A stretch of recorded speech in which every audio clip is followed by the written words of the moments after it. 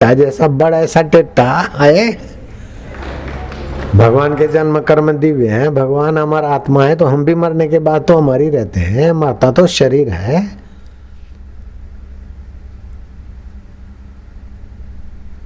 दुखी सुखी मन होता है, उसको जानने वाला मैं दिव्य हूं, ऐसा सोचो तो आपका पुनर्जन्म नहीं होगा, आप भगवान को प्राप्त हो जाएंगे। खैर साधकों ने कुछ भी करके दोपहरों में हवा फूंक के यहाँ भी कुछ कर लिया उसको, जैसे कैसे करके भी। गुजरात में कहावत है, भांग्यू फूट्यू पण मारू भरूच, टूटा फूटा बाढ़ में बहा हुआ भी मेरा भरूच तो भरूच है। भरूच में बाढ़ आती, नर्मदा की बाढ़ बहुत आती, तो कई बार वो शहर टूट फूट जाता। तो कहावत है, भांग्यू टूट्यू पर मारू भरूच। ऐसे ही कैसे भी करके हमारा बोले बापू जी का सानिध्य हो गया। नारायण, चाहे मुजफ्फरनगर से भागे आए, कोई दिल्ली से भागे आए, लेकिन बोले चलो बापू का सानिध्य हो गया। मुजफ्फरनगर वाले हाथ ऊपर करो, ज्यादा आप ही की है संख्या। मुजफ्फर में बोलता हूँ, आप बोलना। धन्य माता पिता धन्यो, धन्य माता गोत्रम धन्यम कुलोद्भव, धन्या च वसुधा देवी, यत्र स्यात् गुरु भक्ततः। पार्वती उनकी माता धन्य है, उनके पिता धन्य है, उनका कुल और गोत्र धन्य है, जिनके हृदय में गुरु भक्ति है। आप सभी को प्रणाम है, धन्यवाद। राम राम। हो गया?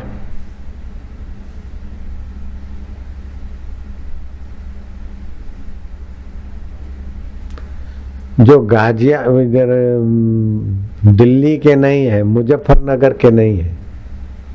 नारायण नारायण नारायण नारायण नारायण नारायण।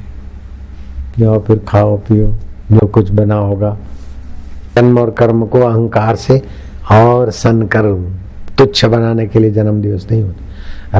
रावण जन्म दिवस मनाता है तो गड़बड़ी करता है, राम जी जन्म दिवस मनाते तो दिव्य होता है। श्री कृष्ण की जन्माष्टमी दिव्यता लाती, कंस की जन्माष्टमी अंधेरा लाएगी। शरीर को मैं और संसार को पकड़ रखने वाली जो भी धारणा है वो अदिव्य है। आत्मा को मैं और परमात्मा में प्रीति, वो सब दिव्य है। अगर ये ज्ञान संसार में आ जाए ना तो सारा संसार निर्दुख हो जाए, तनाव संघर्ष रहित हो जाए। शरीर को मैं मानने से ही सब एक दूसरे पर आरोप और खींचा खींची होती। वैष्णव लोग बोलते हैं कि भगवान अनजान है। किस बात में? कि भक्त के दोषों में भगवान अनजान है। मैंने कहा उसकी अपेक्षा भगवान अहित करने में अनजान है। जैसे माँ बच्चे का अहित नहीं कर सकती, ऐसे भगवान अनजान है। एक जगह पर आता है विष्णु सहस्त्र नाम में, भगवान को बोला कि भगवान अनजान भी है, सब कुछ जानते हैं और अनजान भी है।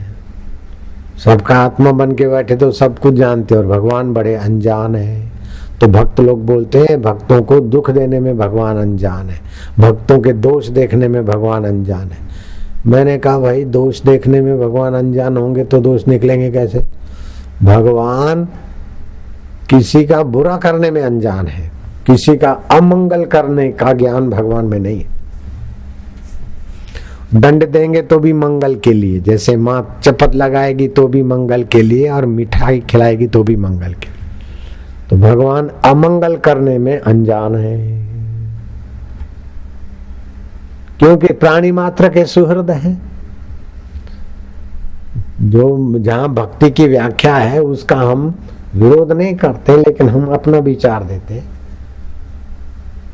कि वहां भक्ति की व्याख्या में लिखा है कि भक्त के दोष देखने में भगवान अनजान है। तो मेरे मन में हुआ कि भक्त के दोष देखने में भगवान अनजान रहेंगे तो भक्त निर्दोष कैसे बनेगा? भक्त का बुरा करने में भगवान अनजान है। कैसा? हाँ, मेरा तो मन ऐसा माना, आज मेरे मन में ये भाव आया। वो भी भगवान की सत्ता से ही तो आया। मेरा अपना स्वतंत्र अस्तित्व होता तो पहले ही आ जाता। आज मेरे मन में ये भाव आया कि भगवान अनजान है तो किस बात में? प्राणी का अहित करने में भगवान अनजान है। प्राणी का दोष देखने में भगवान अनजान रहेंगे तो निर्दोष कैसे बनाएंगे? तो भक्तों ने व्याख्या की, भक्त मालूम में, भक्तों ने भक्ति ग्रंथ में भगवान भक्त के दोष देखने में अनजान है। मैं क्या उनकी व्याख्या का हम धन्यवाद करते हैं, लेकिन मेरी व्याख्या भी जोड़ दो कि भक्त का अहित करने में, मनुष्य का अहित, प्राणियों का अहित करने में भगवान अनजान है। साधु ते होए न कारज हानि, संत से भी कार्य की हानि नहीं होती तो संतों के संत प्रभु हमारा अहित कैसे कर सकते? तो भगवान अहित करने में अनजान है। ऐसा उलावना मैं भगवान को भी दे सकता हूँ कि भगवान हम भले अनजान है कई बातों में, लेकिन एक बात में आप भी अनजान हैं, हमारा अहित करने में आप अनजान हैं। भगवान को भी छेड़खानी कर दो, भगवान से भी छेड़खानी कर लिया करो कि महाराज हम चाहे अज्ञानी हैं, अनजान है, लेकिन आप भी अनजान हो। विष्णु शास्त्र में लिखा है कि भगवान ज्ञान स्वरूप जानकार भी है और अनजान भी है। तो भगवान आप अनजान है, हमारा अहित करने में आप अनजान है, हमारा बुरा करने में आप अनजान है। आप हमारा बुरा नहीं कर सकते। है क्या ताकत आप में हमारा बुरा करने की? बोलो। भगवान वहां हार खा जाएंगे। माँ को बोलो कि मैया तुम हमारा बुरा नहीं कर सकती हो। है क्या मैया तुम्हारी ताकत हमारा बुरा करने की? तो मैया क्या बोलेगी?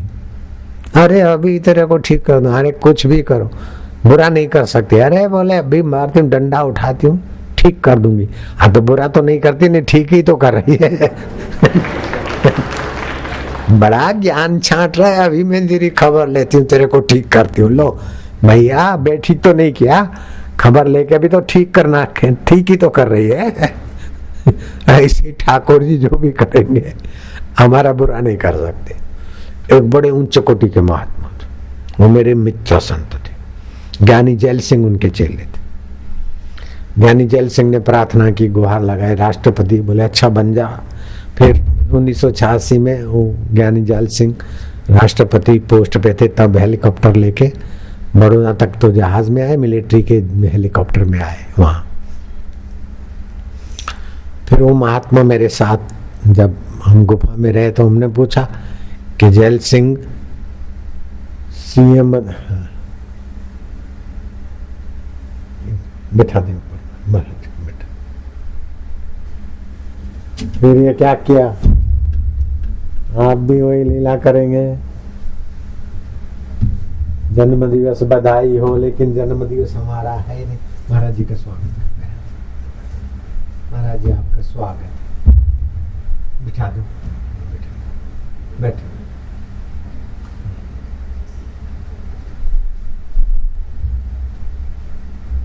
देख लो सरलता, गद्दी बद्दी नहीं चाहिए, सरल स्वभाव।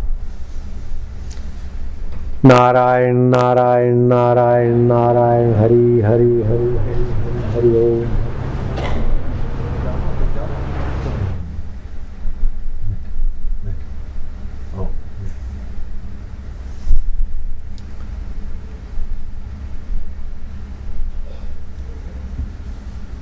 तो भगवान विष्णु सहस्त्र नाम में आता है भगवान अनुकूल शतवर्ती ही। 100 बातों में भगवान अनुकूल हो जाते हैं हमारे। और फिर भगवान अनजान है।